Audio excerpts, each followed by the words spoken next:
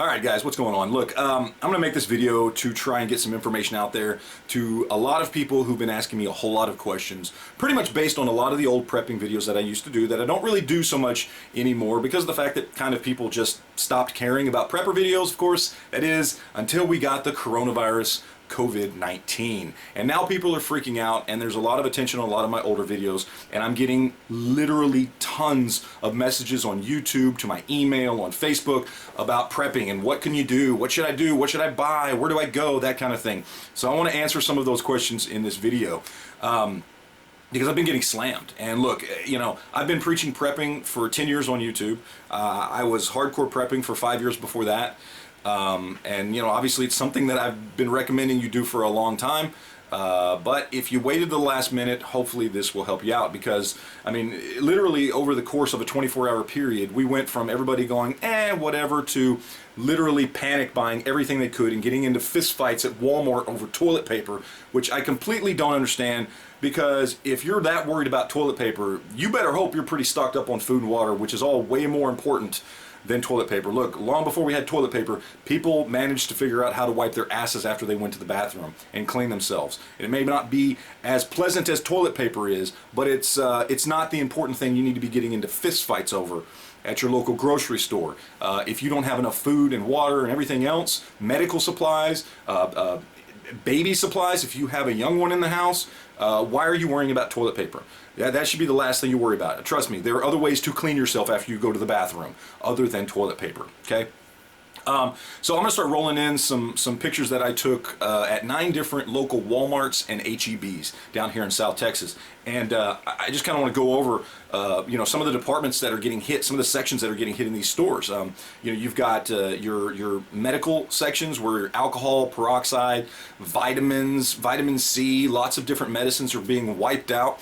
In the baby sections, I've noticed pretty much wiped out across the board: diapers, wipes, baby food, baby formula, especially Pedialyte, all that's getting wiped out. Obviously toilet paper, paper products, that kind of stuff. Water sections obviously been getting completely blown out. I've seen people waiting at a Walmart for over an hour, going out the front door to wait for a pallet to arrive, and there's a line out the front door all the way to the back of the store where the water section is. And I've seen the same thing for toilet paper, which again is stupid. Don't do that. But for the water, I guess it's a little more understandable. Also, when it comes to food, I've been seeing the food aisles getting wiped out. Everything from ground beef and hot dogs and bologna and sandwich meat to obviously all the box type of stuff. Anything dried that looks like it'll last a long time. So you're talking your macaroni cheeses and rice-a-ronis, all that type of stuff across the board. Canned meats like tuna and Vienna sausages and corned beef hash and all that kind of stuff, and canned chicken, completely gone.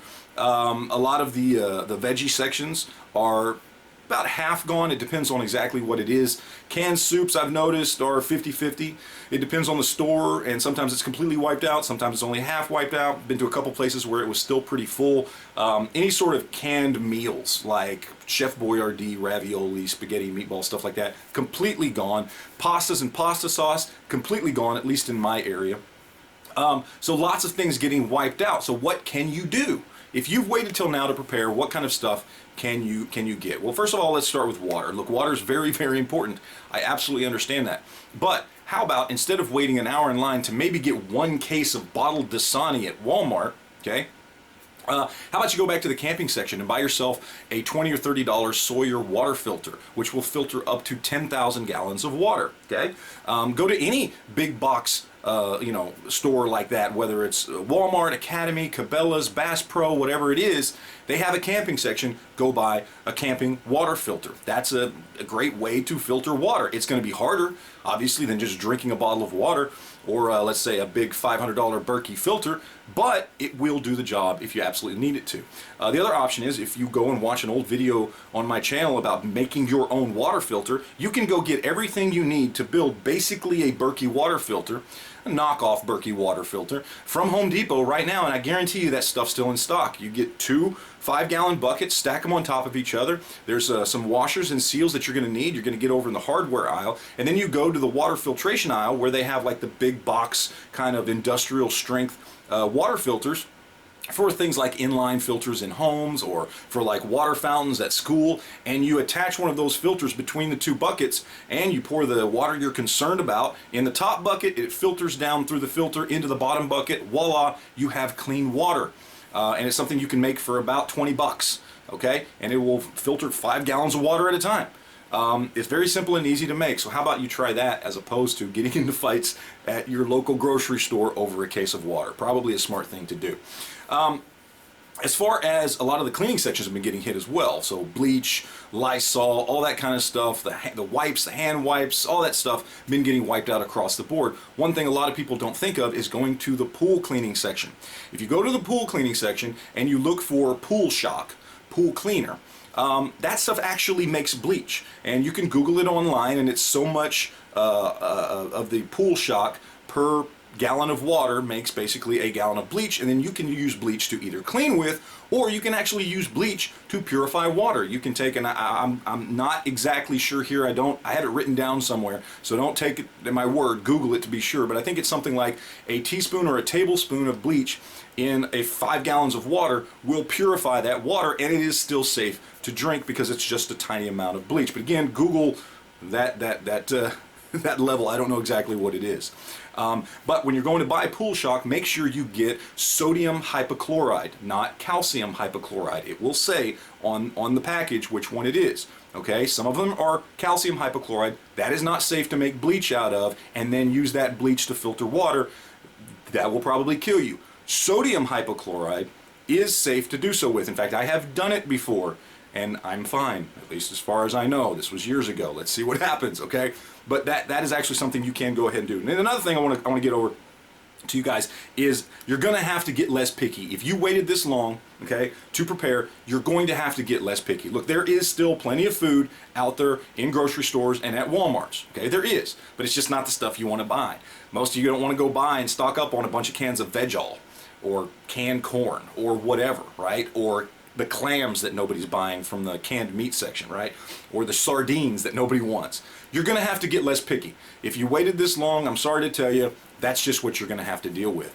Also, another option is go check out dollar stores and your local convenience stores. Now, dollar stores have probably already been getting hit pretty hard, so that may be a no-go. But your local convenience stores, whether it's Mobile, Shell, Exxon, Stripes, Valero, Circle K, whatever it is, they usually tend to stock a lot of stuff. Now, you're going to pay a lot more money for it. You're going to pay a lot more money for smaller quantities of stuff, but they do have it, so maybe it's worth checking out. Another thing I want to talk about is the freezer section. I've noticed that the freezer section at all the stores that I've been going to have not been getting hit hardly at all. Now, it may be different where you live, but I think it's because most people just don't have a lot of space for frozen food. You know what the answer to that is? Go to Walmart or Cabela's or Academy or Bass Pro or Sears or JCPenney's and go spend 150 to 200 bucks on a freezer. That's it, that simple. And then you can go and take advantage of that food that is just sitting there, and you have some place to put it. Another good thing when it comes to a freezer is you can do things like freeze bread products. Okay, you can freeze them and then thaw them out when you're ready to use them. So a lot of people aren't buying lots of bread products because bread goes moldy in a couple weeks, right? Well, not if you freeze it.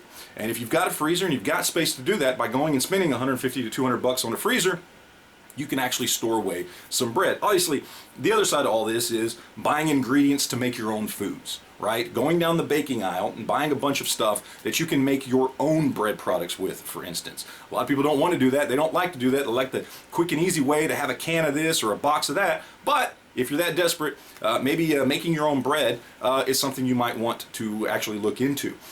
So those are just some of the things that you can kind of hopefully help you to get prepared if you haven't done so already. One last thing I want to get to before we go, because my old prepping videos have brought in a lot more viewers and some of you guys might not watch my channel, I want to emphasize that if you have not gone out and purchased a gun yet, I recommend you go buy one. Whatever it is, buy something that works, that you're comfortable with, and get something to protect yourself.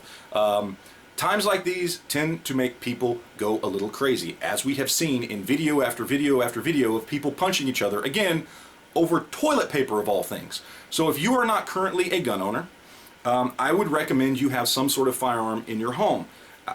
It's up to you. Look, whatever it is you want to get, whatever you want to buy, that's your call, whatever you're comfortable with. But there are plenty of people out here on YouTube and on social media and Facebook, like myself, that are perfectly willing to help you guys if you need help. If you need advice, if you've never bought a gun before and you want to know what's going on, I'm always here to help. I'm always here to give you advice. I'm not going to judge anybody for anything. And so if you do not have a firearm, I would recommend you go get one just for protecting yourself and protecting your family. So there you go. All right, that is going to do it for today. You guys got any questions, any comments, anything like that, leave those down below. And other than that, we're going to get out of here. Take care of yourself, and I hope this helps. So, all right, guys, take it easy.